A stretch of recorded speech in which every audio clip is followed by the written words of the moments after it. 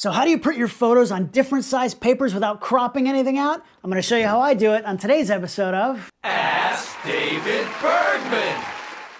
Hey everybody, welcome back. Here I am, as always, answering your photography questions. Just a quick note before we get into today's show. Listen, I love answering the questions you guys send me all the time at AskDavidBergman.com. The ones I usually pick to answer, I pick them because I think that just because you have that question means probably other people have the same question, and I feel like the answers will help a lot of people all at once. So please keep those questions coming. But I'm happy to announce if you have something specific to your own photo business, and I'm now offering one-on-one consultations over Zoom. So if you're a beginner and you just want help with exposure, focus, and lighting, things like that, or maybe you're a working pro and you want to learn how to set up remote cameras and add those to your arsenal, or maybe to optimize your workflow, or you're having a specific photo business issue with a client, you don't know how to handle it. I've been doing this for 30 years. I've dealt with probably the same problems myself, and I think I can help you out. So go to AskDavidBergman.com. You'll find that one-on-one consultation link on there. You can pick a time slot and have a Zoom with me right from the comfort of your own home. So I hope to see you there soon. Anyway, today's question is a really good one from Wendy A. And she said, my question is about aspect ratios for printing. I cannot figure out the best way to print an 8x10 without cropping the image, since the paper and photo are different aspect ratios. Also, cropping every image for printing is time consuming. Help! Wendy, I am here to help you. Listen, if you know anything about me, you've seen my show before, I'm a firm believer that printing is really important. There's something about tangibly holding a picture in your hands that really adds power, whether you're going to hang it on the wall or give it away as a gift. I love making prints of my best images. Now, most of the pictures we shoot with a camera like this, a DSLR or a mirrorless camera, are going to be in a 2:3 ratio. The reason I say that is because, for example, on a full frame camera, that sensor is 24x36 millimeters. That reduces down to 2:3. Even if you're shooting a crop sensor camera like a Canon APS-C size sensor, that's 14.8 by 22.2. Also, if you do the math, what is it? 2:3. So other camera manufacturers, they might be a little bit different with their crop sensor, but roughly we're talking 2:3. And again, I'm not talking about medium format or other weird sizes. Generally speaking, DSLR mirrorless cameras are going to be 2:3. So if you want to make a print of one of those images without cropping, you want to keep it 2:3, you can print those full bleed. If you want to make them edge to edge so it covers the entire paper with no borders or anything like that, it's really easy to do. You just have to use paper that is also in that 2:3 aspect ratio. So for example, a 4:6, a small 4:6, or an 8:12, 16:24, 20:30, anything like that, where it reduces down to 2:3. It's super easy because it's going to fit just perfectly without cropping anything out. I have this Canon SELPHY little portable printer. You can actually put a battery on this. I'll bring these with me on a shoot sometimes so I can make little test prints while I'm on location. I love this thing. It prints postcard size images. They're actually a little bit smaller than 4:6, but roughly 4:6. So it's super easy to print a full frame image to that printer. Let me show you what I'm talking about. I'm going to go in Photoshop here. Now, I use Photoshop to do all my printing because it's really a graphic design program. That's really who it was for originally, before photographers kind of took it over. And you can print from a lot of other programs, of course, from Lightroom, even from Preview, just about every program you can print from. But I like to use Photoshop because it gives me control over exactly how the image is going to look. Now, let's go in here. I've got this picture of my friend Isabel Smith. You've probably seen this before. I've used this picture lots of times. It's one of my all-time favorites. Now, if we go up here under image and image size, it's going to give us some information about how big this image actually is in pixels, right? So this one is 7146 by 4764. It's a big, big file because I shot it with the EOS 5D SR, the Canon EOS 5D SR. It's a 50 megapixel camera sensor, but it's still 2:3, 24:36 is the actual size of the sensor. So if you reduce those numbers down, you're going to have to trust me on the math, or you can run it yourself.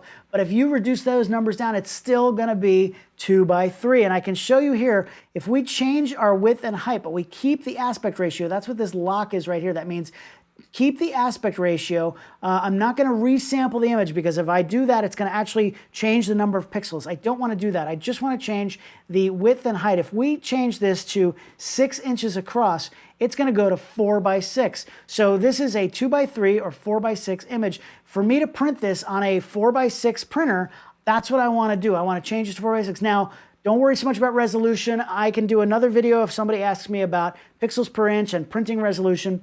But as long as you're over 100 or 150, you're going to have plenty of pixels to make a print. So here at 4 by 6, that's all I really have to do. And then I can go ahead and send that file to the printer. Now, the printer can do the resizing on its own, but again, I like to provide a file that is already exactly the right size. It confirms to me exactly how big it's going to be. So that's easy, like I said. Oh, and here's a print from that. I've already done one of these for you so you can see it. This is that from the photo printer. Here we go. And you can see it's not cropped at all from the original. It's the same exact aspect ratio. So super easy, nice quality, yada, yada. Now, Wendy, you asked me about a different size, 8 by 10. Here's the thing, an 8 by 10 image is not 2 by 3. An 8 by 10 piece of paper reduces down to 4 by 5. So we're never going to get that 2 by 3 full bleed. So you really have two options. The first one is simply you're going to have to crop the image, right? So if we come in here, back into Photoshop, and we go to our crop tool, up here we have different aspect ratios. Now you can put in your own ratio if you have something specific, a specific strange type of paper, whatever you want to print to, or you know how you want to crop your image. But there's already one for 4 by 5 or 8 by 10. So we have to decide where we want to crop this image. In this case, I might want to put it right about there. I don't want to cut out the Empire State Building. Maybe have her rule of thirds, maybe a little bit like that, and voila. So that is a 4 by 5 ratio image. I'm going to go here to image size and change this now. Instead of 4 by 5, I want to make it 8 by 10. We've still got plenty of resolution because this is a giant file.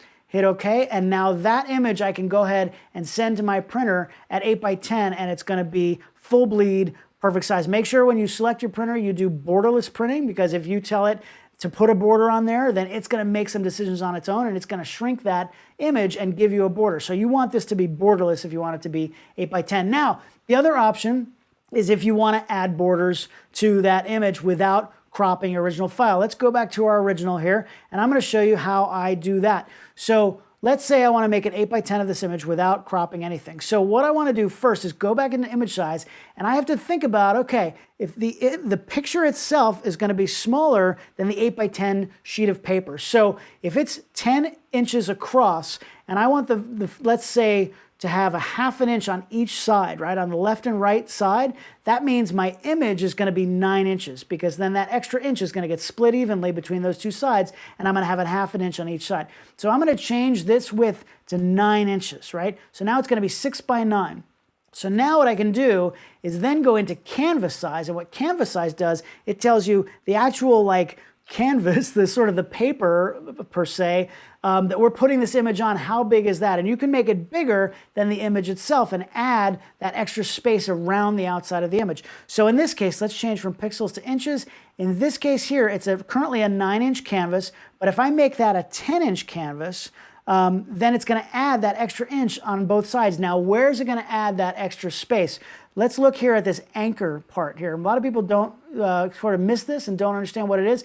Where you put that dot is where you want your image to be, and then the extra space is going to go in the other direction. So if I put the dot down there, it would put the extra space all up at the top. But in this case, I want it to be centered, right? So I want that image in the center. I'm going to make my width 10, and I'm going to make my height 8 because it's an 8 by 10 sheet of paper. Hit OK. Let's zoom out. And now I have a 6 by 9 photograph on an 8 by 10 sheet of paper.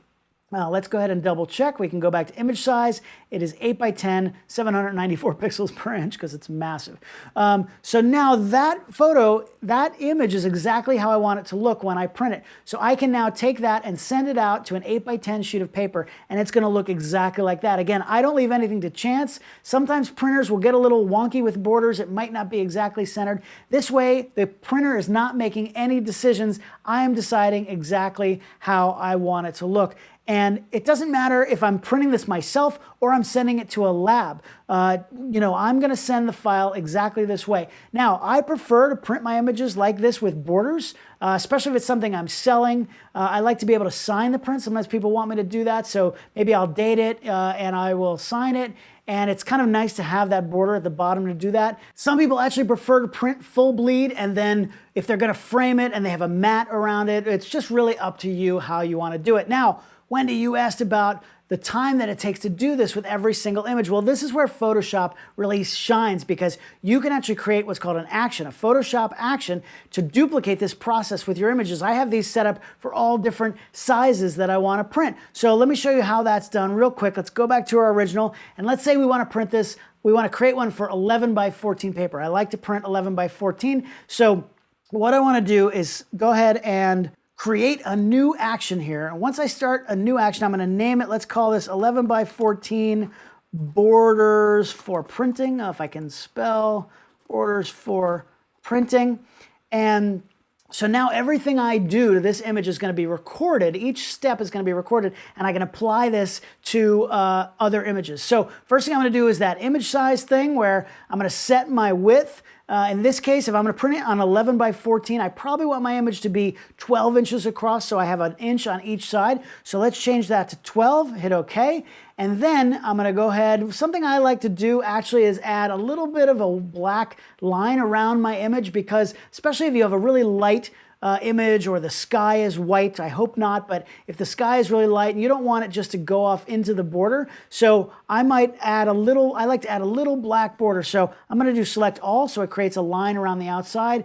Go ahead to stroke, where is that?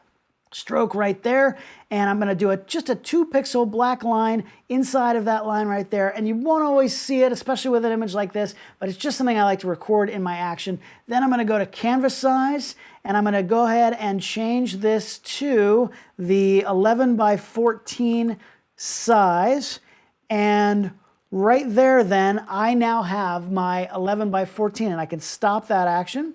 And then I can take any image and apply that, and it's gonna resize it and put it on an 11 by 14 sheet of paper. You can batch these if you want. If you have 100 images that you need to print, you can just, with one click, you can have it change all of those over to this exact thing. So again, this is really how I like to do my images. And like I said earlier, it doesn't matter if you're printing this yourself. I have the Canon Pro 4000 at my studio in Brooklyn. I also have the Pro 1000 at home, which I love, but also I've been using the Lab Printique by Adorama. Yes, they're associated with Adorama, but I was using them long before that they do some really cool photo books. They did this print for me, this 11 by 14, and I basically sent them this exact file, right? So the lab didn't have to make any decisions on how they were going to lay that out. If I just sent them the file and said, put it on 11 by 14, then I don't know exactly how much border is going to be there. So, by the way, if you want to go to Printique yourself and use them, I highly recommend them, of course. I did do another video about them where I actually gave out a promo code. If you want to try their Pro service, which gives you really fast shipping, Pro service, you can take the branding off your galleries and off your deliveries.